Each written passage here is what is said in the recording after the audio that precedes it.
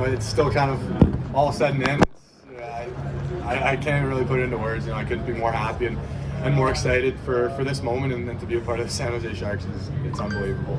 Can you tell me about the interview with the Sharks at the Combine and any other contact that you have with them? Just how has that gone?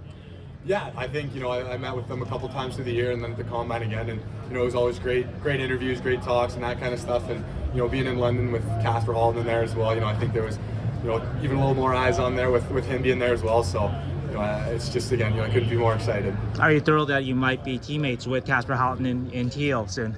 Absolutely, he's made it so much fun to play with in London, and I couldn't be more happy that it's going to be able to continue for us. Did you have San Jose on your radar? Have you ever, what are you expecting when you heard your name called? Were you surprised at all? What was your first reaction when you heard your name called?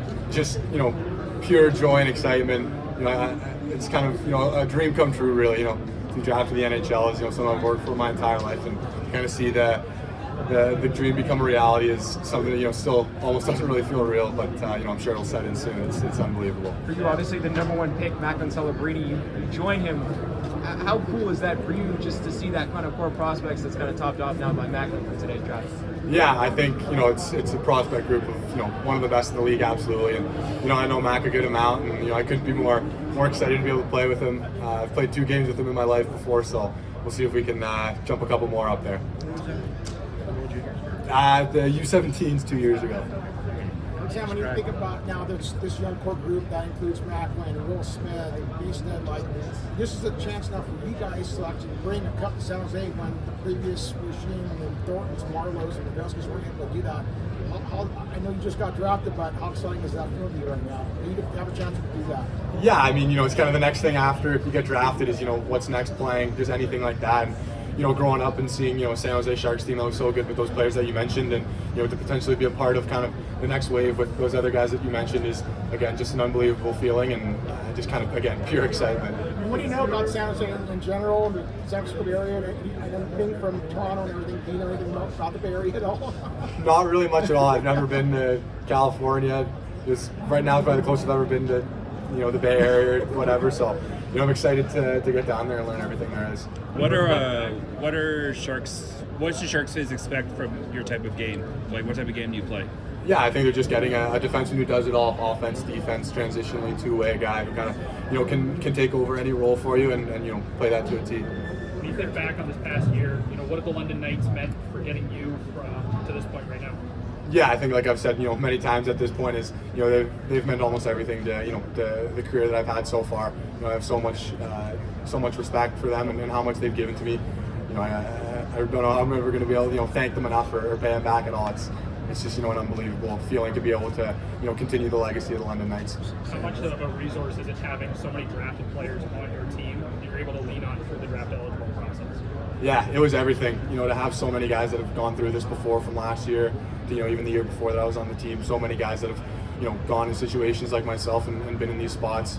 I'm so lucky to have them and to be able to lean upon them. Who do you model your game after? I think I try my best after a guy like Miro Heiskanen. I think kind of the way that he can kind of take over games with his skating ability and his IQ is something that is similar to my game already, and a lot of things from his game I try to pick apart and pull into mine.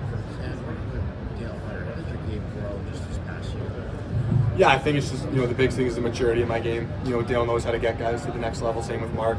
That's the big thing about London is when you get to play there, you get put in the best spot to play at the next level. So I think that's the big thing that they've taught me. I think it was the most fun 2 months of my life. Kind of go to war every night with the guys on that team it really meant everything. Sam,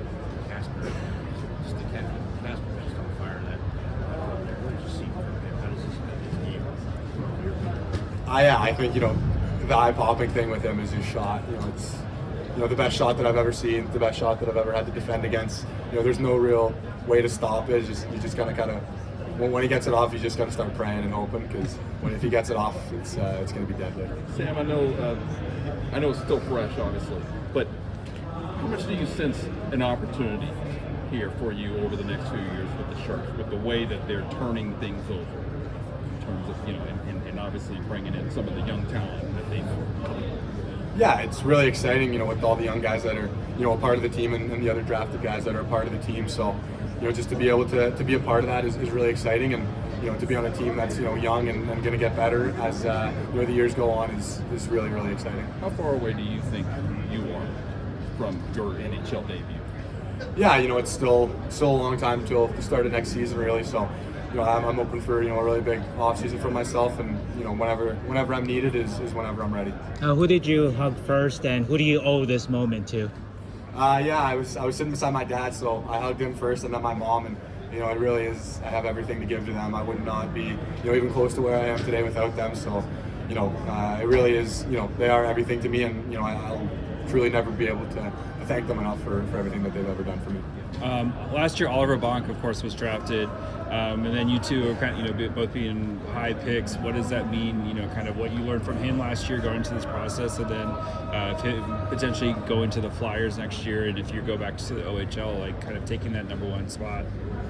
Yeah, I think me and Oliver have had a really good relationship. He definitely is one of my best friends on the Knights, and to be the same position and be able to go through the same thing the year after him was really huge. He was really the guy that I did lean on a lot, asking questions and finding out everything I really could about this kind of what you're going through this year.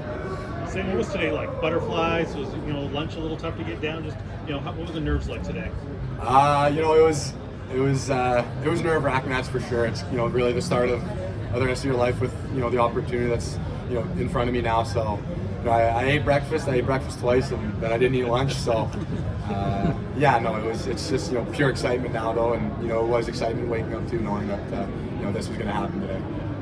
How were you able to create so much offense on the back end? What was the key for you? Yeah, I think the big thing for me was just trusting myself and being confident in myself. Seeing that the London Knights trusted me, and the coaching staff and Mark and Dale trusted me to take the reins a little bit offensively. It meant a lot, and I just kind of took that and kind of ran with it a little bit. Okay. Thanks, everyone. Thanks, man.